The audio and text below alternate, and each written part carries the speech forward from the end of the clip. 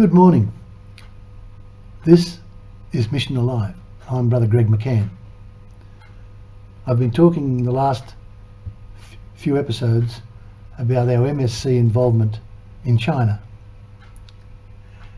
And in the previous session, I talked about the MSC sisters and how the MSC sisters were able to find an old nun, 90 years of age, who had actually been in the German community and remembered the priests and brothers back in the 40s and 30s. It was wonderful to see that lady, and I'm sure that the Korean MSC sisters got some wonderful notes about life back then. I'd love to hear from them if I can. So let's continue with our story. It relates to the church in Shenzhen and what we're going to do about it. It was in a state of disrepair. The orphans didn't have any money. The parish had no money to look after the orphans. And Shenzhen is and was one of the poorest places in China. It's actually an honour to be there, because you realise that you can just do your best for them. So let's go down and have a look and see what happened next. I was already in Zuni Medical University, but in 2008, through my own initiative this time, I moved to a very small town by Chinese standards called Tongren. On the map, it is situated in the northeastern corner of Guizhou province, and it's a little closer to Shenzhen. Has a population of about 100,000. Back in the early days, Tongren Church was originally an outstation from Shenzhen, and it is still an outstation, but Tongren City has now become the main administrative area, and Shenzhen is definitely not an administrative area. It's too difficult to get to. Let's have a look at the map. There's Guizhou province. Guizhou is situated in central southwest. And there's Zunyi, where I was, and I moved across here to Tongren. Now, Shenzhen is about here.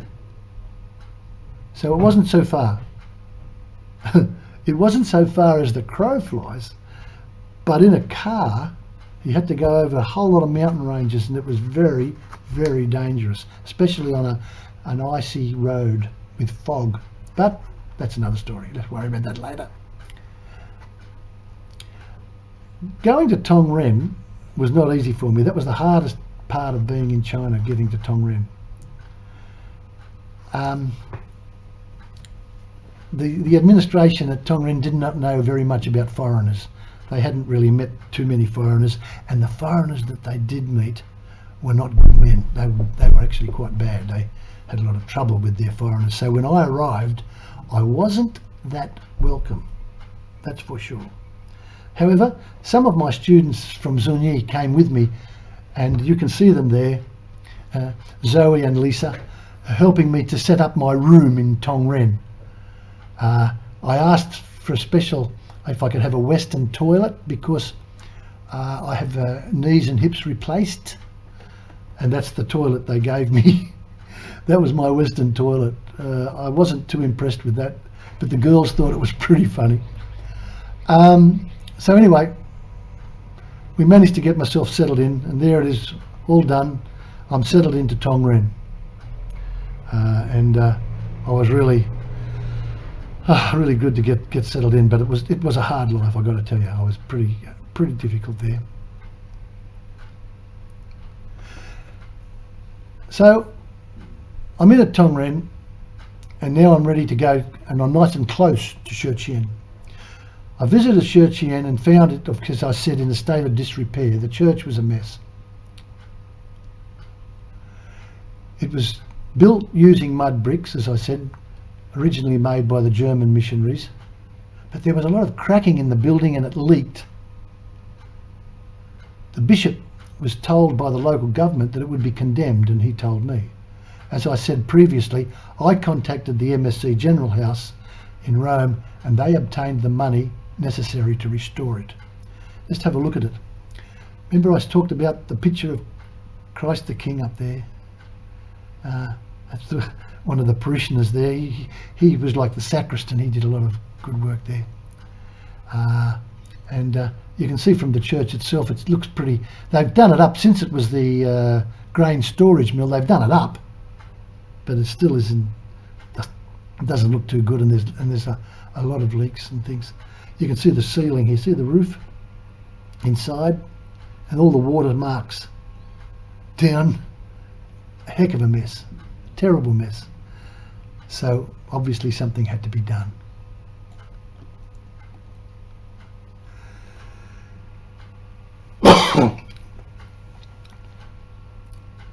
In 2009,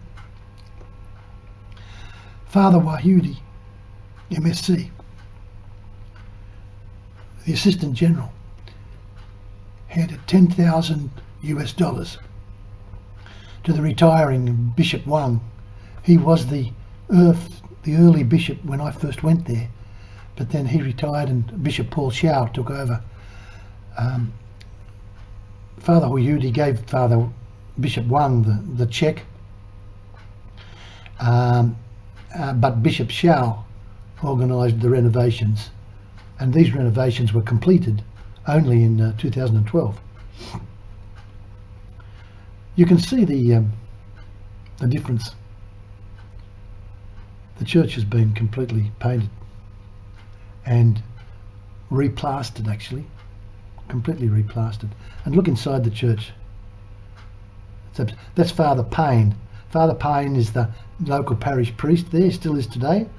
And this is the church all been done up with its lovely replastering and repainting. There's the church now and the altar. There's that picture, a similar picture to the one they had back in 1938. All there, and the sacristy, the whole place has been done up beautifully.